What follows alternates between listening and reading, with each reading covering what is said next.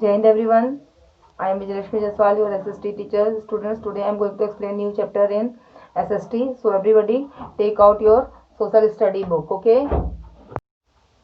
Students, now I will explain chapter 7 today. Chapter name is Golden Age Gupta Dynasty. So everybody open page number 56 of your book.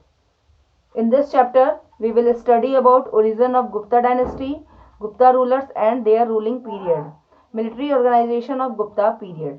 बच्चों, अब हम स्वर्ण युग, जो कि Gupta dynasty को बोला जाता है, भारत का गोल्डन एज, उसके बारे में पढ़ेंगे और इस चैप्टर में हम लोग ये इन सभी चीजों को स्टडी करेंगे. So let's start the chapter. After the downfall of Maurya dynasty in India, especially northern India was divided into small kingdoms, but in south some dynasties continued to rule for centuries, but they could not unite India like the Mauryans. The Gupta dynasty emerged as a major power in the early years of 4th century and united India into a nation.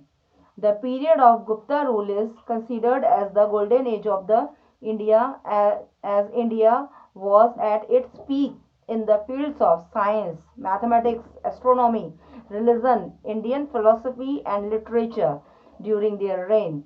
Kalidas and Aryabhatta were the two famous figures of that time. It was Aryabhatta who had first claimed that Earth revolves around the sun. He also gave the concept of zero to the world. बच्चों, हमारे इतिहास में गुप्त काल को भारत का स्वर्ण युग माना जाता है, क्योंकि इस समय इन गुप्ता डायनेस्टी में हमारी जो सारी चीज़ें थी, हमारी जो एस्ट्रोनॉमी हो, चाहे साइंस हो, गणित हो, मैथमेटिक्स, फिलॉसफी हो, साहित्य हो, कला हो, सभी चीज़ें पीक पर थी. यानी कि इन सभी चीज़ों का जो विकास था हमारे देश में, वो उन्नति के पथ पर था. नंबर 1 पर हमारा भारत उस समय था, जिस कारण हम लोग गुप्ता डायनेस्टी को स्वर्ण युग की संज्ञा देते हैं. उसमें कुछ प्रमुख लोग थे जिनका आर्यभट्ट का नाम सबसे पहले आता है, जिन्होंने ये सिद्ध किया था कि पृथ्वी गोल है और हमारे देश को, पूरे विश्व को उन्होंने जीरो का कॉन्सेप्ट दिया. Okay students, he contributed a lot to mathematics. उन्होंने मैथमेटिक्स यानी गणित के लिए बहुत कुछ कंट्रीब्यूट किया. He also gave the concept of pi. और बच्चों, आप जो आज मैथमेटिक्स में पाई पढ़ते हो, पाई का मान 22/7 होता है, ये भी अर्थ आर्यभट्ट ने ही दिया था.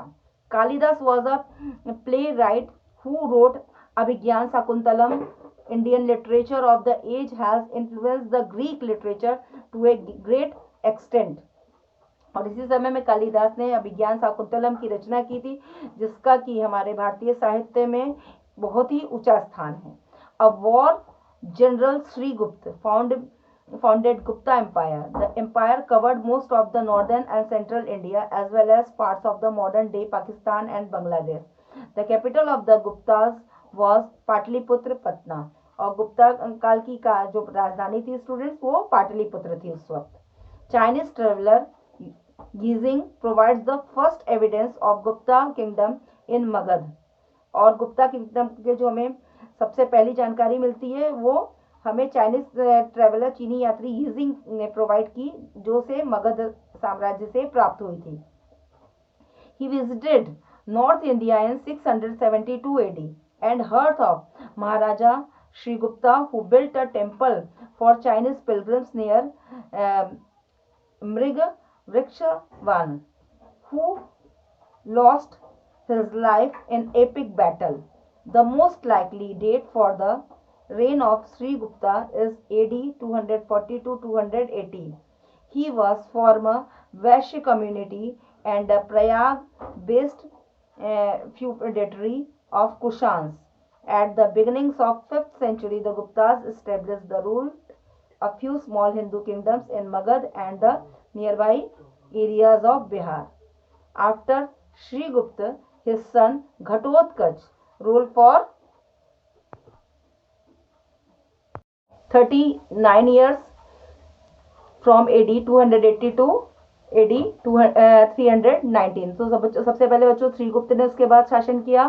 फिर उसके पुत्र घटोत्कच ने 280 to 319 तक शासन किया। So first we will study about Chandragupta. Chandragupta was the son of Ghatotkaksha.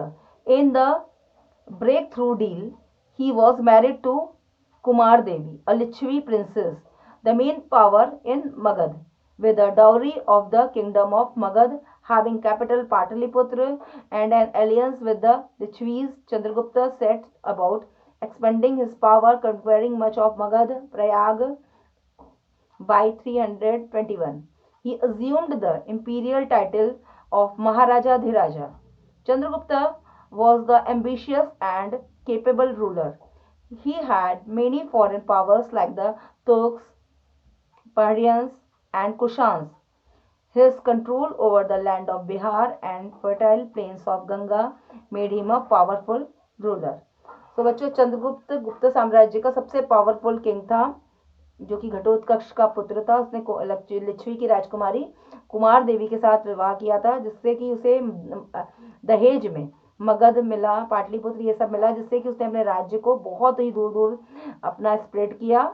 और इतना ज़्यादा वो महत्वाकांक्षी था कि उसने बहुत सारे लोगों को साथ में लेकर एक बहुत बड़े साम्राज्य की रचना की और अपने आप को महाराजा धीराज की उपाधि से नवाजा। Next we will study about Samudragupta. Samudragupta was the son of Chandragupta. He was succeeded his father in AD 335 and ruled for about 45 years. So बच्चों समुद्रगुप्त चंद्रगुप्त का पुत्र था। इसने 45 वर्षों तक हमारे देश में शासन किया। He took the kingdom of Sichatra and Padmavati early in his reign. Then he attacked the Malwas, the Yadaves, the Arjunayans, the Maduras, and the Abhirayans, all of which were tribes in the area.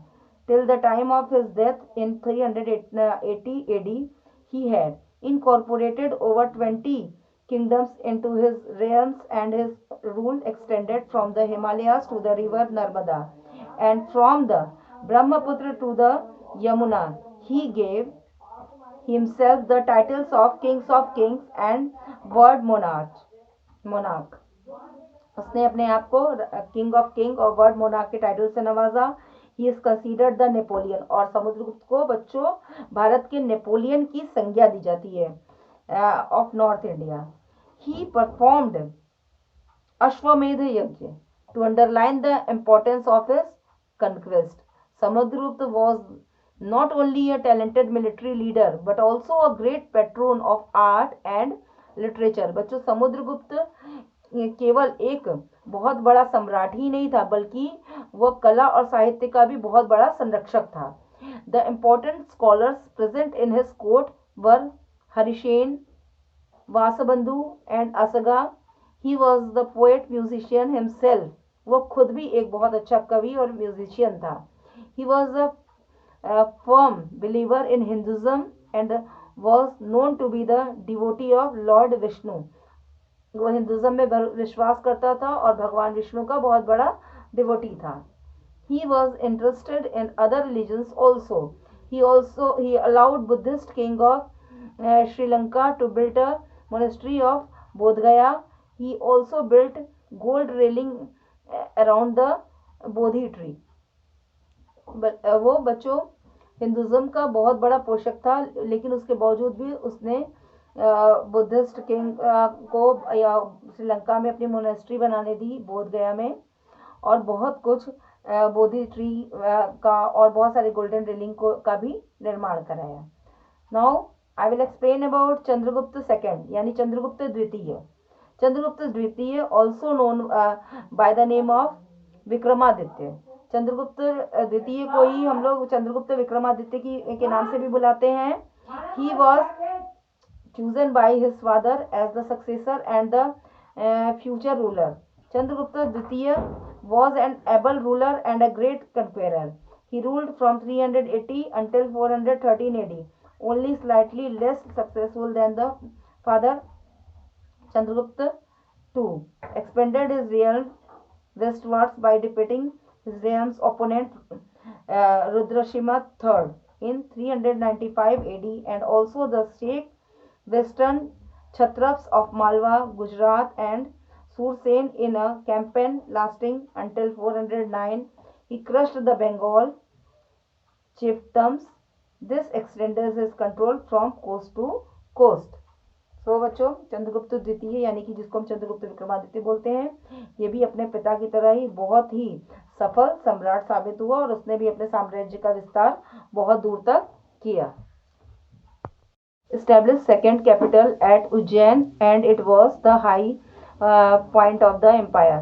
बच्चों, आपको मैंने जैसा कि पहले explain किया था कि गुप्ता काल की में उनकी राजधानी पाटलिपुत्र थी और उसने अपनी द्वितीय राजधानी चंद्रगुप्त विक्रमादित्य ने उज्जैन को बनाया.